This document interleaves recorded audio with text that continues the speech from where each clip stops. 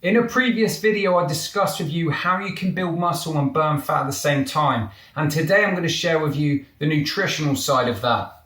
Hey everyone, my name's Paul Wadsworth, the founder of unrealistic.com, and I'm here to help you live with greater health, happiness, and freedom. So to try and simplify this, let's break it up into 3 macronutrients. First of all, we'll look at protein. So in order to build muscle, protein is going to be the foundation, the building blocks to be able to do that. And holding on to the lean tissue is also going to help you when it comes to fat loss and you're in that calorie restriction. Now you want to be having approximately 1 gram of protein per pound of body weight. And this is really going to help to assist in the building process. And this is going to help keep onto the lean tissue so that we're not burning that off and we can be burning off the body fat instead.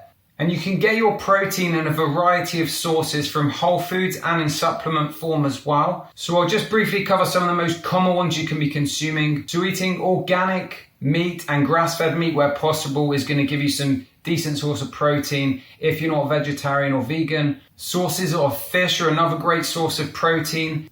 Eggs are also high in protein. You can get protein in the form of supplements, a whey protein, or you can even get vegan protein, which I personally take myself. And then you want to look at things that are also high in fats, but also have added proteins, such as peanut butter and almond butter are great sources of protein. They also contain other macronutrients, but they are used to gain protein in your diet if you need that extra amount. Now, if you're not someone who consumes meat and you're looking for more vegetarian options, things like quinoa, beans are great, tofu is another option for protein.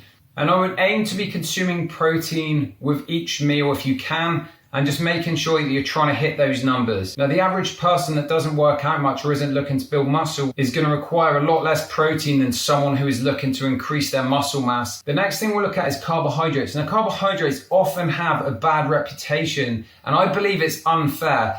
But there are some carbohydrates, high sugars and processed foods which we want to be avoiding, especially if we're looking to lose fat. Because what we don't want to happen is we don't want our blood sugar levels to be all over the place, going up and down. We want to try and stabilize those blood sugar levels, and having too many sugary carbs is going to impact that, which is also going to affect your ability to lose weight. So I would advise you to eat lower sugar foods, stuff that's higher in fiber. Eating a variety of healthy vegetables would be great. Now, I personally believe you can eat things like rice and potatoes in moderation. And the best thing to do would be to utilize them around your workout time. So as a post-workout nutrition afterwards, it would be great. And obviously, if you're looking to build muscle, you do want to be consuming some carbohydrates to help with that process. Now, in terms of fruit and vegetables, what I would advise is to consume more vegetables than fruit and keep the fruit to moderation, purely because of the sugar content. And you don't want to be spiking your blood sugar levels too much. Now, although fruit is healthy for you and there's a lot of nutrients in it, it is also high in sugar, and some more so than others. So if I was to recommend a couple of pieces of fruit to definitely keep in your diet, one of them would be blueberries, because they're a great source of antioxidants. They're also very versatile. You can add them to your protein smoothies and they taste delicious. There's a lot of nutrients in blueberries, so it's worth putting them into your diet. Another fruit that I'd recommend in moderation is a banana. Now, that can be used as a quick energy source in a workout. You can also add it to your shakes after a workout, and it's a way to get some healthy carbohydrates in there, but utilizing it at the right time so that you're not constantly spiking your blood sugar levels. So moving on to your vegetables, I would eat green leafy vegetables. You can eat things like broccoli, like asparagus, sprouts, cabbage. All of those vegetables are going to be great for you, and you can eat a lot of them without it having much of an impact on your weight. And one of the reasons is, because of the low calorie content and high fiber content,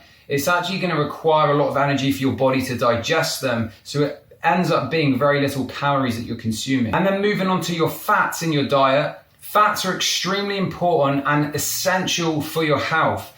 It's important to be consuming a variety of healthy fats in order for your body to function properly. Fats play a vital role in cognitive function and that mental clarity you feel. They're going to support your hormone health, and they can also be used as an energy source and in a more stable way than spiking your blood sugar levels from too many sugary carbohydrates. So some healthy fats to be consuming, which are also high in protein, so I've already mentioned some of them. Nuts and seeds are great for this. I would look at consuming extra virgin olive oil, avocados or avocado oil. Coconut oil is great as well. I'd be getting some oily fish in your diet as well to support your heart health and cardiovascular function. I discussed in a video previously talking about how you can make healthier food choices, And something I mentioned in that video applies here. So when you're doing your grocery shopping, you want to shop on the outskirts of the store so you can be consuming whole natural foods. And this way you're going to stop consuming as many processed foods, because it's the processed foods which are worse for you, and it's going to affect your ability to build lean muscle and to reduce body fat. Not only that, there's a ton of other health benefits. So the simplest piece of advice I can give you in terms of making your choices, I've given you some examples of the healthy foods that you can be getting, but you want to cut out processed food. You want to reduce your time of eating out in restaurants and be in control of what you're putting in your mouth. Start making food that you want to eat and start buying healthier food. So if you start consuming some of the foods I've mentioned and use that as a baseline, as a template, then you can start to incorporate that into your diet and you're going to start seeing some of the results you want. And to help you out with this, what I've done is I've created a superfood checklist and also a portion size template, which you can download completely free. And I'll put a link below this video. So that's going to help get you started in terms of making the healthy choices, which will help you build muscle and lose weight. So there you have it, some information on the foods that you can eat and the macronutrients if you're looking to build muscle and lose fat at the same time. If you've enjoyed this video, please consider subscribing and sharing it with someone else that may benefit. Thank you for watching, and I'll speak to you next time.